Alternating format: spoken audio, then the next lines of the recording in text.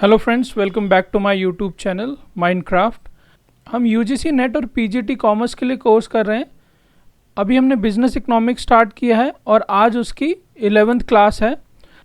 Last class में हमने elasticity of demand करा था, प्राइस इलास्टिसिटी क्या होती है और इलास्टिसिटी ऑफ डिमांड क्या होती है, टाइप ऑफ इलास्टिसिटी करा था और factor determining price elasticity of demand. और प्राइस इलास्टिसिटी कैलकुलेट करने के 3 मेथड हमने कर लिए थे, total expenditure method, percentage method और ज्योमेट्रिक मेथड। आज हम इस क्लास में इसका 4th मेथड करेंगे जो कि है आर्क मेथड। आइए हम समझते हैं कि आर्क मेथड क्या है। आर्क मेथड को ही हम पॉइंट मेथड बोलते हैं। इसमें हम डिमांड कर्व पे 2 पॉइंट्स के बीच में कितनी इलास्टिसिटी है, 2 पॉइंट के बीच में कितनी इलास्टिसिटी है उसको हम कैलकुलेट करते हैं। ये मेथड हमें एक्यूरेट मेजर देता है क्योंकि हम इस मेथड में इनिशियल वैल्यू और फाइनल वैल्यू का एवरेज यूज़ करते हैं, इसलिए ये हमें एक्यूरेट मेजर देता है बाकी सारे मेथड्स के कंपैरिजन में। तो इसका फॉर्मूला है change in quantity by average of quantity whole divided by change in price by average of price. और इसी फॉर्मूले से ये वाला फॉर्मूला बना, कैसे? Change in quantity Q2 final quantity minus Q1, change in price P2 minus P1। Quantity का average जब हम निकालेंगे तो Q2 plus Q1 divided by 2। ऐसे ही प्राइस का एवरेज निकालेंगे P2 plus P1 divided by 2। इसको जब हम फॉर्मूले में पुट करते हैं, इसी वाले फॉर्मूले में हम पुट करते हैं तो होता है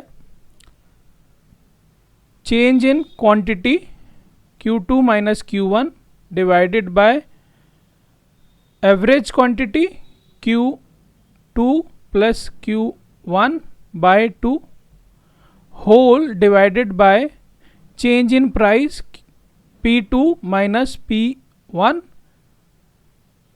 divided by average price P2 plus P1 divided by 2। तो जब हम इसे सॉल्व करेंगे तो ये 2 और ये 2 कट जाएगा, ये इस पे मल्टीप्लाई हो जाएगा और ये इस पे मल्टीप्लाई हो जाएगा और उसी से ये हमारा फॉर्मूला बना। तो हम आर्क मेथड का फॉर्मूला एक बारी पुट करके देखते हैं। इस एग्जांपल में इनिशियल प्राइस कितना था? 1 रुपीज़। इंक्रीज करने के बाद प्राइस हो गया 3 रुपीज़। ऐसे ही Q1 इनिशियल क्वांटिटी 16 थी, Q2 क्वांटिटी हो गई 6। तो चेंज कितना आया? प्राइस में चेंज जो आया वो आया 2 रुपये का और क्वांटिटी में चेंज आया 10 का। तो इस फॉर्मूले में पुट करते हैं, चेंज हुआ क्वांटिटी में 10 का, क्वांटिटी इनिशियल और फाइनल टोटल कितना था? 6 प्लस 16। प्राइस में चेंज हुआ 2 रुपये का और इनिशियल और फाइनल प्राइस का टोटल था 1 प्लस 3 4। तो 10 by 22 whole divided by 2 by 4। इसको जब हम सॉल्व करेंगे 10 बाय 22 और 4 बाय 2 5 11। तो जब हम इसको सॉल्व करेंगे 10 बाय 11 और 10 बाय 11 की वैल्यू आएगी 0.9 समथिंग 909। तो इलास्टिसिटी ऑफ डिमांड यहाँ पे कितनी हो गई? Elasticity of demand is less than 1। ठीक है, तो अब हम स्टार्ट करते हैं income elasticity of demand. Income elasticity of demand क्या है? कंज्यूमर की इनकम में चेंज आने से वो अपनी डिमांड में कितना चेंज लाता है, उसकी स्टडी को बोलते हैं income elasticity of demand.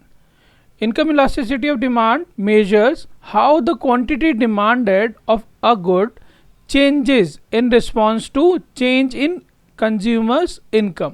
Consumer की इनकम चेंज हो रही है, उस बेसिस पे कंज्यूमर ने डिमांड में चेंज कर दिया। किसी कंज्यूमर की इनकम इंक्रीज हो जाती है, यूजुअली क्या होता है उसके खर्चे भी बढ़ जाते हैं, वो क्वांटिटी डिमांड भी बढ़ा देता है।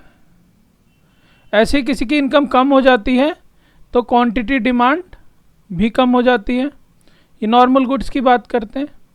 तो इसका फॉर्मूला क्या है? Percentage change in quantity demand divided by percentage change in income. और हम इसको ऐसे भी याद कर सकते हैं, change in quantity divided by initial quantity multiply by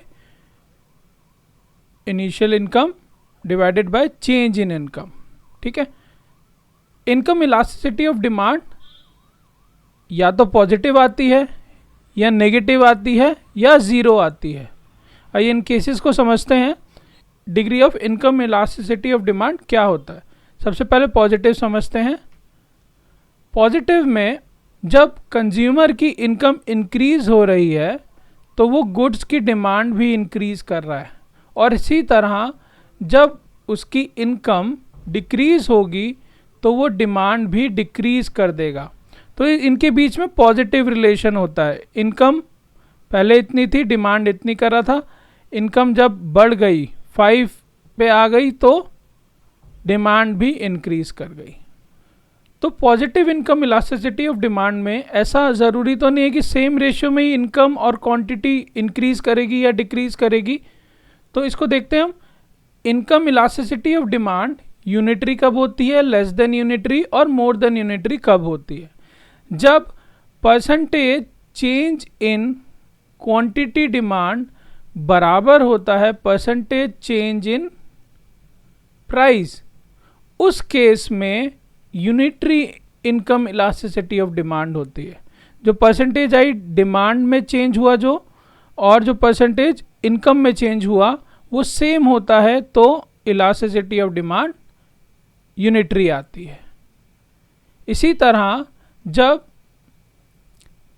quantity demanded में जो चेंज आया है वो कम है, इनकम में जो परसेंटेज में चेंज आया है वो ज़्यादा है, उस केस में इनकम इलास्टिसिटी ऑफ डिमांड क्या होगा? लेस देन 1 होगा। जब इनकम में चेंज ज़्यादा आया है, इनकम में जो चेंज है वो ज़्यादा है और क्वांटिटी डिमांड में चेंज लेस है। नेक्स्ट आता है जब क्वांटिटी डिमांड में चेंज ज़्यादा है, मतलब चेंज जो है क्वांटिटी डिमांड में उसकी परसेंटेज में वो ज़्यादा है as compare to percentage change in income. इस केस में इनकम इलास्टिसिटी ऑफ डिमांड क्या आएगा? Greater than 1। ठीक है। नॉर्मल गुड्स में यूजली पॉजिटिव होता है। इसका मतलब जब इनकम बढ़ेगी, इनकम इंक्रीज करेगी तो डिमांड भी बढ़ जाएगी, और इनकम जब डिक्रीज करेगी तो डिमांड भी डिक्रीज कर जाएगी। पर यहीं हम इन्फीरियर गुड्स की बात करें तो इनकम बढ़ने पर जो प्रोडक्ट हम खरीद रहे थे, अब हम बेटर प्रोडक्ट खरीदेंगे तो हम जो पहले परचेज कर रहे थे उसको छोड़ देंगे और बेटर प्रोडक्ट की तरफ मूव कर जाएंगे।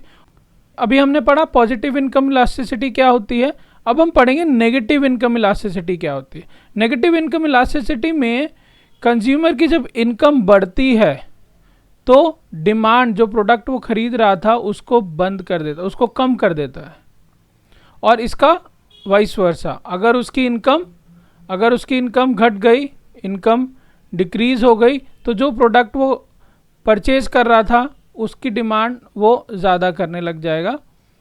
वही प्रोडक्ट यूजली इन्फीरियर गुड्स में होता है कि इनकम बढ़ने पर प्रोडक्ट की डिमांड कम हो जाती है। तो उसका ग्राफ कैसे बनेगा? Downward sloping. जब इनकम 10,000 की थी तो मैं 5 यूनिट परचेज कर रहा था किसी कमोडिटी की, इनकम 30,000 हुई तो मैं अब उस प्रोडक्ट को छोड़ दिया और उसकी डिमांड कम करने लगा, मैं और बेटर प्रोडक्ट की तरफ मूव कर गया। नेक्स्ट है ज़ीरो कब होती है? ज़ीरो इनकम इलास्टिसिटी कब होती है? जब कंज्यूमर की इनकम में इंक्रीज या डिक्रीज होने पर डिमांड में कोई भी चेंज नहीं आता, बिल्कुल फिक्स्ड है, तो होती है zero income elasticity of demand. देखो जब इनकम 10,000 थी तो भी सेम यूनिट, जब इनकम 40,000 हुई तो भी सेम यूनिट, कोई डिमांड में चेंज नहीं आया। तो नेक्स्ट हम पढ़ते हैं क्रॉस इलास्टिसिटी ऑफ डिमांड।